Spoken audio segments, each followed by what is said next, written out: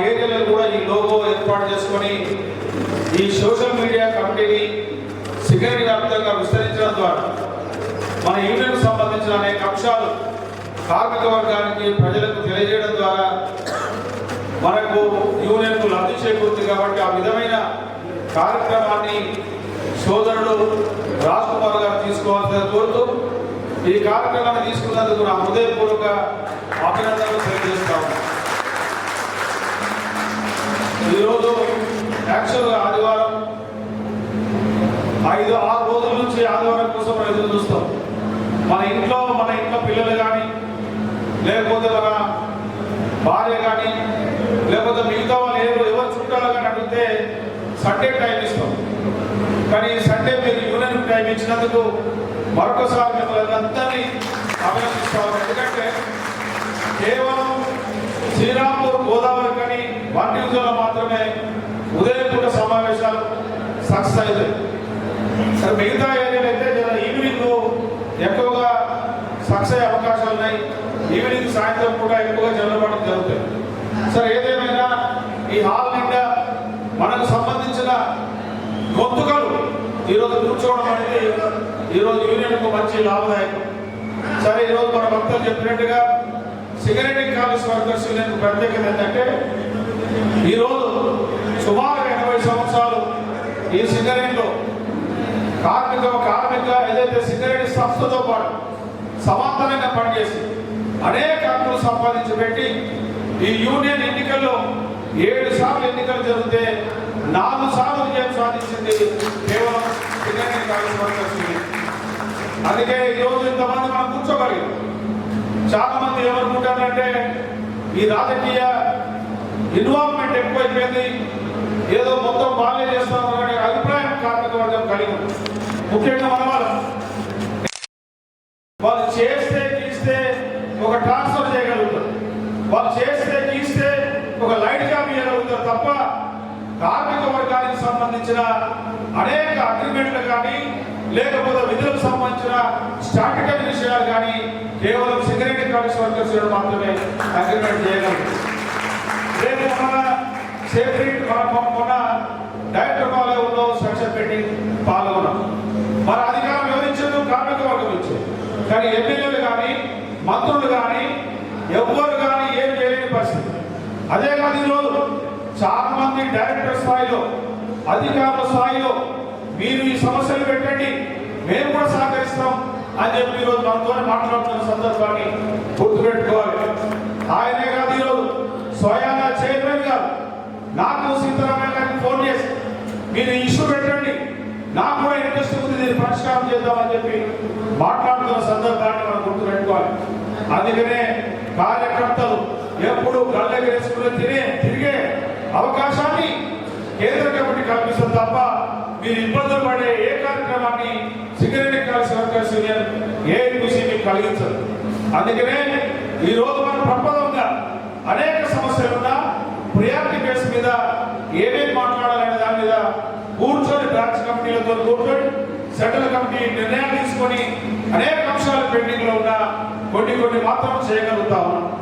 కానీ ఈ రోజు మనం అర్థం చేసుకోవాలి, 6-7 ఏళ్లుగా సెక్షన్ మీటింగ్ లేకుండా సమస్యలన్నీ పేర్కొనిపోయి ఉంటే ఈ సందర్భంలో ఏది పెడితే బాగుంటుంది అనేది ప్రియారిటీ కేవలం ప్రజాస్వామ్యబద్ధంగా మన బ్రాంచ్ల వాళ్ళందరినీ కూర్చుని బ్రాంచ్ కార్యదర్శులు వాళ్ళ మీటింగ్ పెట్టుకొని ఆ సమస్యలను మాకు చెప్తే ప్రియారిటీ బేస్ మీద రాసుకొని ఈరోజు సమస్యల పరిష్కారానికి కృషి చేస్తా ఉన్నాం.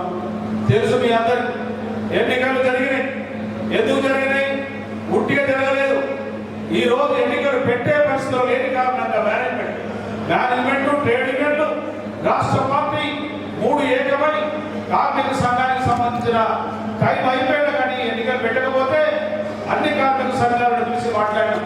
సీతారామయ్య గారిని మాట్లాడి మరి మీరు ఎన్నికలు పెడతలేదు, కార్మిక సమస్యలు పరిష్కారం కావట్లేదు, మనం కొట్లాడదామంటే మేము లీగల్గా ప్రొసీడ్ అయితే మీరందరూ రావాలంటే అన్ని సంఘాలు ఒప్పుకున్నాయి. కానీ చివరికి న్యాయస్థానాన్ని ఆశ్రయించే క్రమంలో కేవలం సింగిల్గా ఏఐటీసీ మాత్రమే ఈరోజు పాల్గొని న్యాయస్థానాన్ని ఆశ్రయించి లక్షలాది రూపాయలు ఖర్చు పెట్టి బలవంతంగా మేనేజ్మెంట్ మెడలు వచ్చి ఈ రోజు డిసెంబర్ 27 ఎన్నికలు పెట్టండి అని చెప్పి కోర్టుతో చెప్పించిన సందర్భంగా గుర్తుపెట్టుకోవాలి. అంటే ఈ రోజు యాక్చువల్గా 4 ఏళ్ళు 2 ఏళ్ల మీద ఓ సందిగ్ధత ఏర్పడేది. ఎన్నికలు స్టార్ట్ అయిన 98లో 2 ఏళ్ళు ఉన్నది. 2 సార్లు మనం గెలిచినాం. 92 2 సార్లు, 98 2000 2001 నుంచి 2003 గెలిచిన తర్వాత ఐఎన్టీసీ 3వసారి గెలిచింది. వాళ్ళ ప్రభుత్వం అండదండంతో 4 సంవత్సరాలు చేసుకుంది. 4 తర్వాత 4వసారి ఎన్నికలు జరిగితే మనం గెలిచినాం. 4 ఏళ్ళు ఉన్నాం. తర్వాత టీపీఎస్ వాళ్ళ రాష్ట్ర పార్టీ అండదండలతో గెలిచి 2 సార్లు వాళ్ళ ఎన్నికల్లో గెలిచి సుమారు 11 సంవత్సరాలు వాళ్ళు ఆ ఎన్నికల్లో కోవిడ్ పేరు మీద దాని పేరు మీద 11 సంవత్సరాలు వాళ్ళ కాలాన్ని అనుభవించారు. ఇప్పుడు ఏమంటా ఉన్నారు ఐఎన్టీసీ వాళ్ళు, హెచ్ఎంఎస్ లాంటి వాళ్ళు, సిఐటి వాళ్ళు లాంటి 2 సంవత్సరాలే ఎన్నికలు ఉండాలంటా ఉన్నారు. మేము అంటా ఉన్నాం, మేము ఎట్లా 2 సంవత్సరాలు ఉంటాయో మేము చూస్తాం. బరాబర్గా 4 సంవత్సరాలు ఉండడానికి ఎత్తుగడలు ప్రారంభించింది. అందుకనే ఈరోజు 2 4 ఇది ప్రధానం కాదు. ఈ కాలంలో మనం ఏమేమి పరిష్కారం చేయాలనేది ఈరోజు మన ముందున్న ఒక పెద్ద యక్ష ప్రశ్న.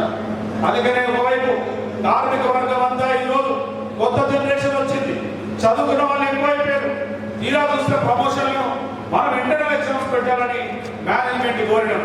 కానీ ఇక్కడ మీరు గుర్తుపెట్టుకోవాలి, ఈ రాష్ట్ర ప్రభుత్వం ముఖ్యంగా కాంగ్రెస్ పార్టీ ఈ ప్రజలకు మేము గత లెక్కినాక 2 సంవత్సరాలనే 2 లక్షల ఉద్యోగాలు ఇప్పిస్తామని చెప్పి ప్రగల్భాలు పలికి వాళ్ళ ఉద్దేశం ఏంటంటే ప్రభుత్వం మీద భారం పడకుండా ఎట్లా ఈ ఉద్యోగాలు ఇవ్వాలని చెప్పి ఏదైతే తెలంగాణ రాష్ట్రంలో ఏకైక పెద్ద సంస్థను తీసుకొని ఇక్కడ వీళ్ళు కనుక ఉద్యోగాలు ఇస్తే వాళ్ళ ఉద్యోగాల జీతాలు ఈ సంస్థనే భరిస్తుంది. కాబట్టి సింగరేణితో ఉద్యోగాలు ఇవ్వాలని కుట్ర చేసి ఎవరికి చెప్పకుండా సుమారుగా 1600 మంది ఉద్యోగాల నోటిఫికేషన్ మొన్న ఇచ్చి కొంతమందికి ఉద్యోగ నియామక పత్రాలు ఇచ్చింది. నేను ఇదే అంటున్నా, మన దగ్గర చదువుకున్న వాళ్ళు, మన దగ్గర గ్రాడ్యుయేట్స్ ఉన్నారు, మన ఎంపీఏ చేసిన వాళ్ళు అందరూ ఉన్నారు.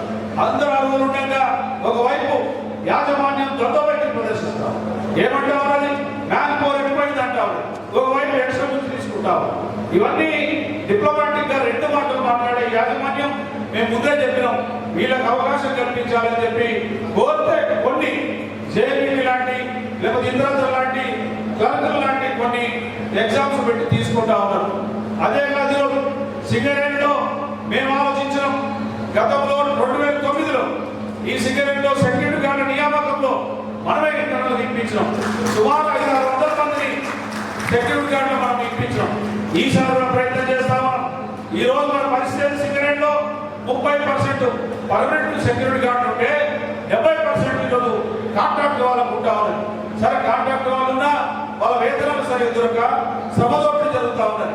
అందుకనే ఈసారి మేము కనీసం ఒక 1000 మందిని ఈరోజు సెక్యూరిటీ డిపార్ట్మెంట్ లో చూసుకోవడానికి మేనేజ్మెంట్ తో మాట్లాడడం. అంతేకాదు ఇంటర్నల్ గా యాక్టింగ్ చేస్తున్న క్లర్క్స్ ఉన్నారు. చాలా కాలం పాటు ఎన్నికల ముందు మేము అనేక ఏరియాలు సందర్శించినప్పుడు వాళ్ళందరూ మాకు రిప్రజెంటేషన్స్ ఇచ్చారు. దాన్ని కూడా పరిశీలిస్తాం. ఎందుకంటే సమస్యలు ఎక్కువ ఉన్నాయి. ప్రియారిటీ బేస్ లో నెక్స్ట్ చైర్మన్